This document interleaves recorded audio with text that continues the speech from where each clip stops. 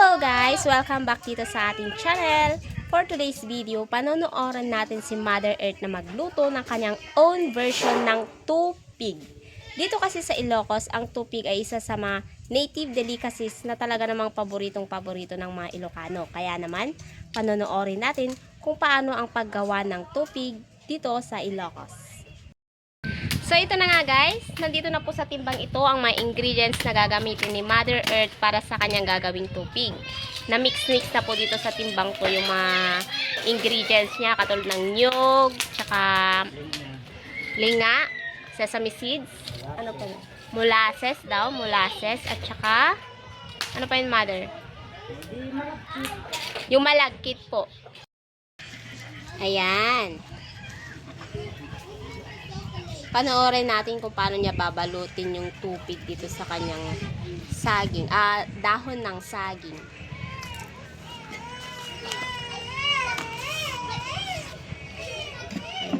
Ayan na.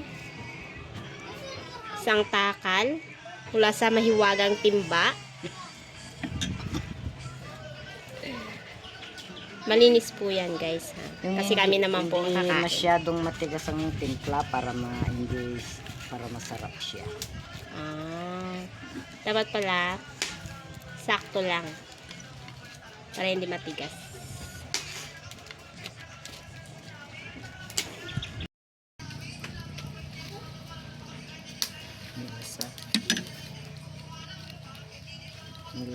Eto na. Yung bata umiiyak. At ilalagay na sa lutuan. Ganyan lang po ang lutuan ng tupig. Uling po ang gagamitin.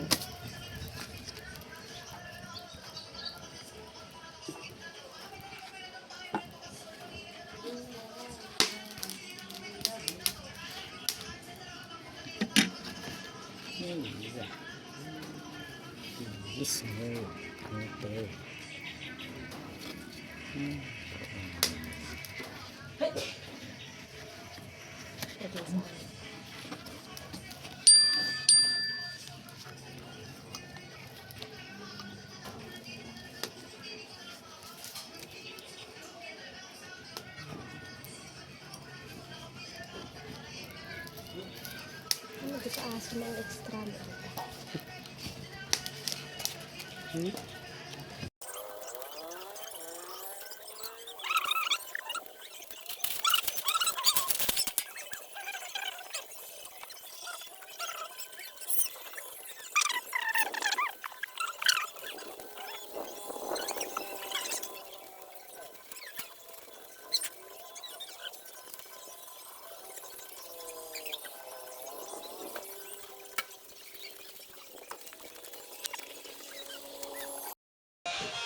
So, bale, ito na siya, guys. Yung finished product ng Mother Earth, yung niluto niya.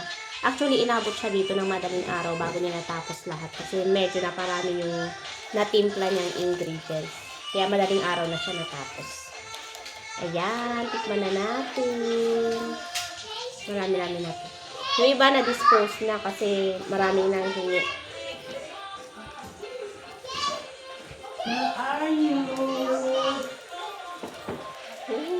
Dito sa Ilocos, patuktong gawing negosyo. Yung tupig. Mabenta to dito sa Ilocos, guys. Sarap.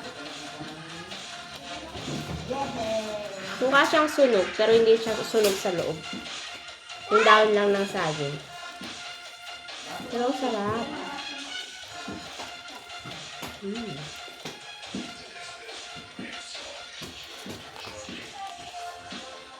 Pwede itong handa sa New Year. Malapit.